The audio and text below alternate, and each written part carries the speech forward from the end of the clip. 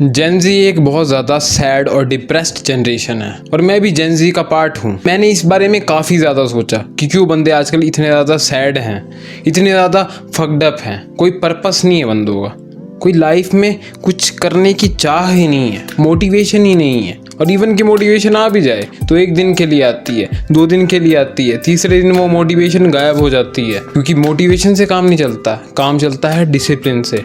Discipline होना बहुत ज़्यादा ज़रूरी है। लेकिन आजकल के टाइम में आखिर जेन ज़ी इतनी ज़्यादा फक्ड अप क्यों है? तो बात है 1996 की। 1996 के टाइम एक नई जनरेशन पैदा हुई जिसे हम कहते हैं जेन ज़ी।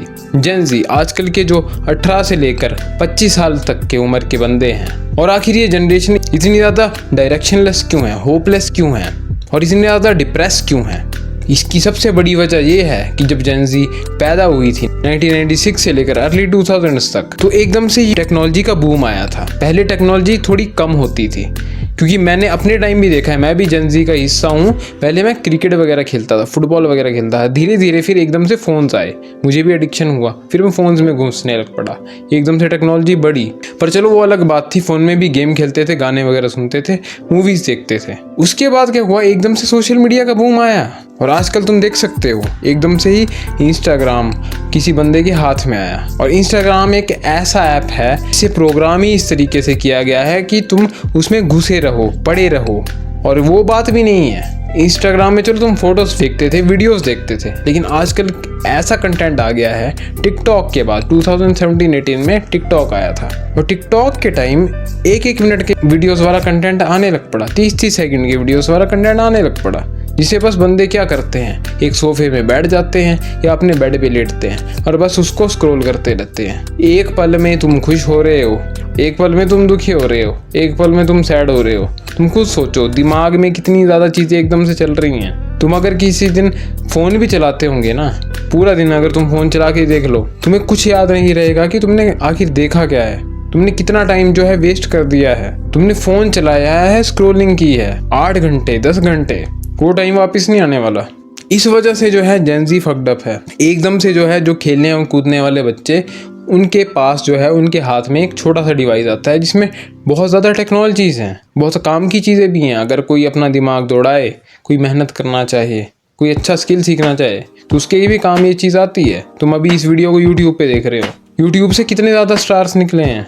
भुवन बम को देख लो तुम। भुवन बम ने जो है यूट्यूब में ग्रोथ की अपनी, उसमें कुछ टैलेंट था, उसने उस टैलेंट को यूज़ किया यूट्यूब पर रील्स बनाने के लिए नहीं, पर कुछ ऐसे कंटेंट बनाने के लिए जिससे बंदों को एंटरटेनमेंट हो, जिस कंटेंट से कॉमेडी हो, लोग हंसें, खुश हों। लेकिन आजकल का क्या कंटेंट है, कोई भी उठ रहा है, लड़कियां लड़के, और 10 सेकंड के लिए डांस करेंगे, 30 सेकंड के लिए डांस करेंगे। वल्गर कंटेंट दिख रहा है, क्लिकबेट कंटेंट दिख रहा है कि किसी लड़की ने अपनी क्लीवेज की फ़ोटो डाल दी है, क्लीवेज वाला जो है कोई वीडियो सेल्फी डाल दी है उसने और उसकी क्लीवेज दिख रही है। वैसा वैसा कंटेंट चल रहा है। खुद सोचो कितना दिमाग खराब होगा। चपरी टाइप जो है रील्स दिख रहे हैं और बंदे उनसे इंस्पायर्ड है।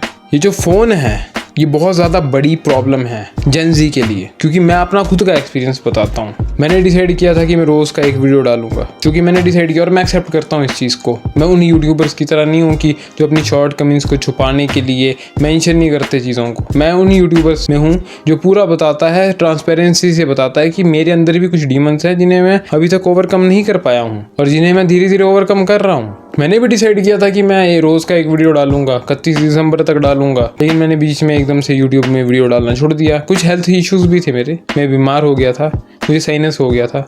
उसके बाद मेरा एकदम से फ्लो बन ही नहीं पाया, क्योंकि साइनस के टाइम फिर मैंने क्या किया, स्क्रोलिंग की, फ़ोन चलाया, स्टिमुलस मिला दिमाग को और वो फ्लो, उसी फ्लो में चला गया दिमाग। ऐसा ही होता अगर तुम्हारे साथ भी ये चीज़ होती होगी कि अगर तुम ट्राई करो किसी चीज़ को करने को, पढ़ाई करने को ट्राई करो, कोई नया स्किल सीख रहे हो, स्पोर्ट्स कर रहे हो, जिम जा रहे हो, कुछ भी कर रहे हो, तो तुम्हारा भी फ्लो टूट जाता है बीमारी से। उसके बाद क्या करते हो तुम, फ़ोन आ गया हाथ में, कुछ और तो करने को है नहीं, फ़ोन चलाओगे, स्क्रोलिंग कर लोगे, उसमें कंटेंट देख लोगे, 8-8 घंटे 10-10 घंटे स्क्रीन टाइम हो जाता है। दिमाग में कुछ बचता ही नहीं करने को, सोचोगे भी कुछ तो काम ही नहीं करेगा दिमाग। दिमाग पहले ही थक गया है इतना ज़्यादा कंटेंट देख के, इतना ज़्यादा स्टिमुलस फील करके। बहुत ज़्यादा बड़ी दिक्कत है फ़ोन। तुम्हारे दिमाग में कोई आइडियाज़ भी नहीं आते हैं। जेन ज़ी के दिमाग में कोई आइडिया नहीं आएगा अगर वो पूरा दिन फ़ोन चलाएंगे, रील्स देखेंगे। रिसर्च में भी पाया गया है कि हमारे दिमाग में आइडियाज़ तब आते हैं जब हम शावर में होते हैं, क्योंकि उस टाइम हम फोन नहीं चला रहे होते, हमारा दिमाग शांत होता है। या कभी खाली बैठ के देखना, बोर होके देखना। इवन कि कई बड़े बड़े यूट्यूबर्स को भी आइडियाज तब आए जब वो खाली बैठे थे। बड़े बड़े बिजनेसमैन को भी तब आइडियाज आए जब वो खाली बैठे थे, कुछ सोच रहे थे। क्योंकि दिमाग को सोचने के लिए भी टाइम चाहिए, फुर्सत चाहिए। आराम से खाली बैठो, बोर हो जाओ, तभी तुम्हारे दिमाग में आइडियाज आएंगे, तभी तुम कुछ नया क्रिएटिव कर पाओगे। इवन कि अगर तुम पढ़ाई करते हो, कॉम्पिटिटिव एग्जाम की तैयारी करते हो, क्योंकि सिलेबस होता है, सिलेबस को पढ़ते हो, वो भी एक तरह से एक चीज में घुसे हुए हो, तब भी तुम क्रिएटिवली नहीं सोच पाते हो। पढ़ाई करते वक्त भी तुम खुद सोचो, अगर जो बंदा खाली नहीं बैठता है थोड़ी देर के लिए भी, तुम मेडिटेशन कर सकते हो, तुम खाली बैठ के तारों को देख सकते हो। अगर तुम अच्छी सी जगह पे हो, जैसे मैं धर्मशाला में रहता हूँ, हिल स्टेशन है, तुम बाहर निकल जाओ बालकनी में, देखो पहाड़ों को, चिड़िया को, पेड़ों को। आजकल तो बरसात का मौसम है, बारिश को देख लो, कुछ ना कुछ आइडिया आएगा दिमाग में, आएगा कुछ आइडिया कि हाँ कर लेता हूँ कुछ। खाली बैठोगे, फोन दूर रखोगे। क्रिएटिविटी की कमी हो चुकी है जेनजी में, क्योंकि वो फोन में लगे रहे हैं, कभी फेसबुक चला रहे हैं, कभी इंस्टाग्राम चला रहे हैं, बस घुसे रह रहे हैं इन ऐप्स के अंदर। अब मैं ये नहीं कहूँगा कि ये बुरी ही चीज़ है, क्योंकि तुम अगर फेसबुक वगैरह चला रहे हो तो तुम्हें लोकल न्यूज़ का भी पता चलता है कि तुम्हारे शहर में क्या हो रहा है, कौन से नए रूल्स बने हैं, कौन से नए लॉज बन रहे हैं, किस चीज़ पर टैक्स ज़्यादा बढ़ा है, क्या रेट चले हैं सब्जी के, किसी चीज़ के दाम बढ़े हैं या कम हुए हैं। इन चीज़ों की भी तुम्हें मदद मिलती है। तुम्हें ये पता चलता है ट्रेंड्स का कि हाँ आजकल क्या चल रहे हैं ट्रेंड्स, किस तरीके से जो है तुम पैसा कमा सकते हो ऑनलाइन, कौन से नए स्किल सीख के तुम्हें फ़ायदा मिलेगा। लेकिन इन चीज़ों के लिए टाइम नहीं है बंदों के पास। बंदों को चाहिए इंस्टाग्राम, इंस्टेंट ग्रेटिफिकेशन। तो ये जो फ़ोन है ये बहुत ज़्यादा सेल्फ डिस्ट्रक्टिव है तुम्हारे लिए, अगर तुम इसे चलाते हो पूरा दिन 8-8 घंटे, 10-10 घंटे का स्क्रीन टाइम। बेसिकली अगर हम इंसान की बात करें, हमारी बात करें, तो हम बने नहीं है फ़ोन चलाने के लिए, हम बने हैं हंटिंग करने के लिए, हम बने हैं कुछ उखाड़ने के लिए। हमने फ्रीडम वॉर्स लड़ी हैं, तुम्हारे एंसेस्टर्स ने भी लड़ी है, तुम्हारे कुछ एंसेस्टर्स रहे होंगे जिन्होंने शिकार किया है आदि मानव के टाइम। जब इतना ज़्यादा हार्ड वर्क करने के लिए इंसान बना हुआ है, तुम किसी शेर को भी देखते हो, वो शिकार करता है किसी बड़े भैंसे का, तो उसको स्ट्रेटेजी बनानी पड़ती है, 10-10 घंटे उसको हाथ लगा के बैठना पड़ता है। जरा सी भी चूक करेंगे तो भैंसा भाग जाएगा। भैंसे को झुंड से अलग खदेड़ने के लिए रिस्क होता है बहुत ज़्यादा जब शेर भैंसे पे अटैक करता है, क्योंकि एक अगर छोटी सी भी गलती होगी, शेर अगर घायल हुआ तो नेचर में वो सरवाइव नहीं कर पाएगा, क्योंकि शिकार उसे खुद ही करना पड़ता है उसके झुंड को। तो 10-10 घंटे, 8-8 घंटे वेट करनी पड़ती है शेर को भी शिकार करने के लिए। तो तुम तो इंसान हो, इंसानों को तो बहुत ज़्यादा पेशेंस रखनी पड़ती है। लेकिन आजकल का जो टाइम है जेनजी के लिए, और स्क्रोलिंग मज़ा मिल रहा है, इंस्टेंट मज़ा जरा सा इस फिंगर टिप्स पे, तो तुम कहाँ कोई मुश्किल काम करना चाहोगे। अब मैं ये नहीं कह रहा हूँ कि तुम भाला लेके पीछे पड़ जाओ, किसी हिरन के शिकार कर लो, वैसा तो तुम नहीं करोगे।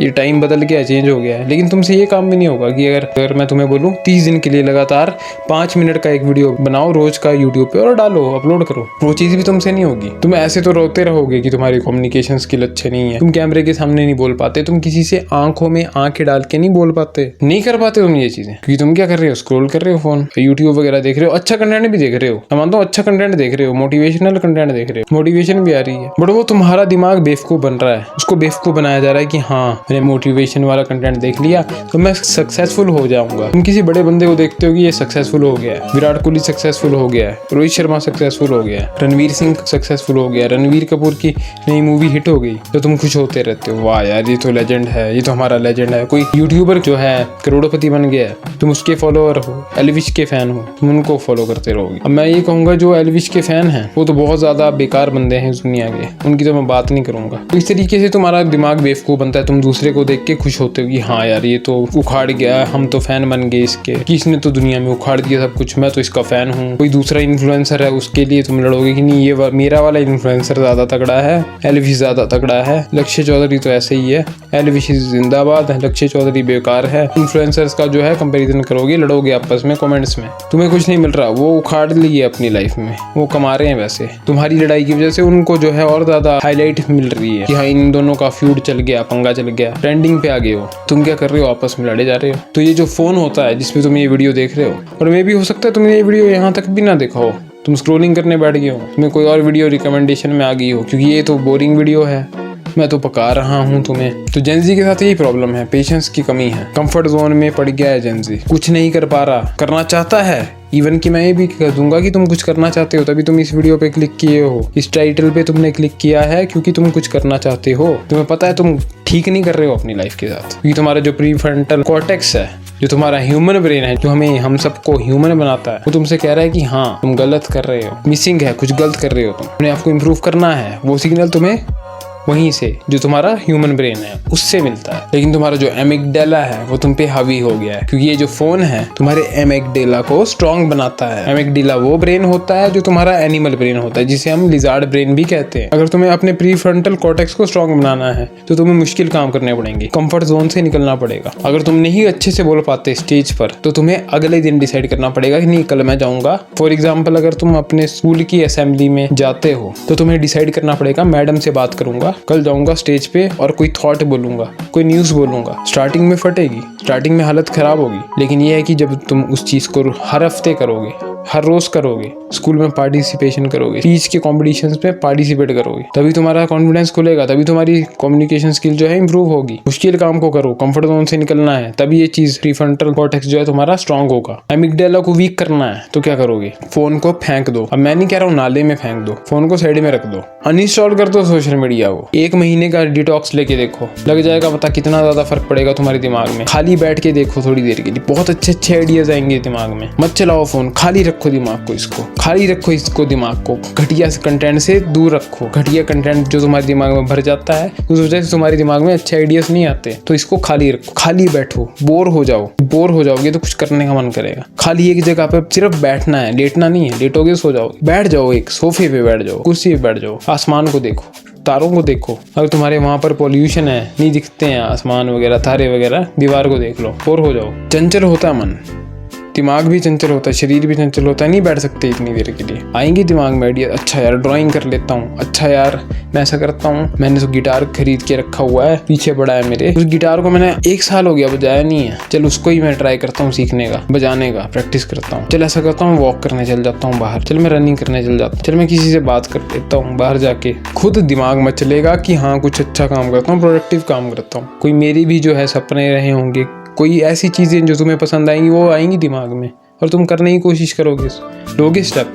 फ़ोन बहुत ज़्यादा घटिया चीज़ है, इवन कि अच्छी चीज़ भी है। मैं नहीं कहूँगा कि घटिया चीज़ है, अच्छी चीज़ भी है अगर तुम उसको अच्छे से यूज़ करते हो। लेकिन अभी तुम्हारा दिमाग ख़राब है, फक्ड अप है, तभी तुमने इस वीडियो पे क्लिक किया है। और अगर तुम्हें इसको ठीक करना है, प्रीफ्रंटल कॉर्टेक्स को स्ट्रॉन्ग करना है, एमिगडाला को वीक करना है, तो तुम्हें क्या करना पड़ेगा? तुम्हें डिटॉक्स लेना पड़ेगा 1 महीने का। मैं तुम्हें सबको चैलेंज देता हूँ, 1 मंथ डिटॉक्स। टाइप कर देना कॉमेंट में अगर तुमने यहाँ तक भी वीडियो देखी है, 1 मंथ डिटॉक्स करके लिख दो और = स्टार्ट करके लिख दो। ये तुमने कमेंट में टाइप करना अगर तुमने इस वीडियो को यहाँ तक देखा है। और इस चैलेंज को लो तुम 1 महीने के लिए। 1 महीने में तुम्हारा दिमाग सेट हो जाएगा। लुक्स मैक्सिंग का जो बोन स्ट्रक्चर वगैरह का भूत है वो भी तुम्हारे दिमाग से निकलेगा। लुक्स मैक्सिंग भी करोगे, लेकिन तुम्हें पता है कैसे?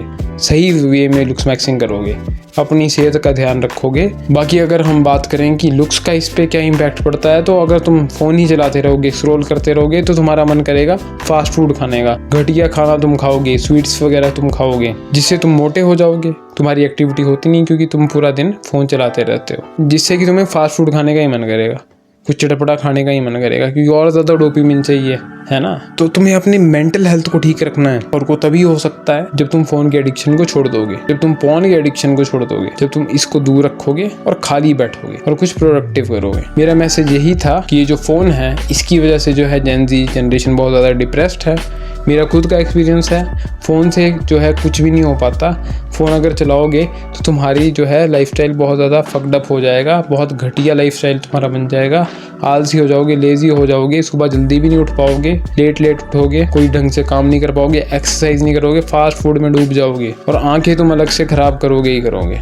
तो यही मेरा मैसेज था। आई होप कि तुम अब समझ जाओगे और अपने प्रीफ्रंटल कॉर्टेक्स को और ज़्यादा स्ट्रॉन्ग करोगे। 1 महीने का डिटॉक्स लो, तुम्हारा ब्रेन बिल्कुल रिफ्रेश्ड हो जाएगा और तुम एक बेटर पर्सन बनने की तरफ एक अगला कदम बढ़ाओगे। तुम्हारे लुक्स भी इंप्रूव होंगे, तुम्हारा ब्रेन भी इंप्रूव होगा, तुम्हारी मेंटल हेल्थ भी इंप्रूव होगी, तुम्हारी कम्युनिकेशन स्किल्स भी इंप्रूव होंगे, क्योंकि तुम बाहर निकलोगे, बात करोगे लोगों से। मुझे इतना ही कहना था। बाकी लाइफ बहुत सिंपल है, इसको कॉम्प्लिकेटेड बनाने की कोई ज़रूरत है नहीं। मैं मिलूंगा अब तुमसे अगले वीडियो में, तब तक के लिए बाय, गुड नाइट, बैंग।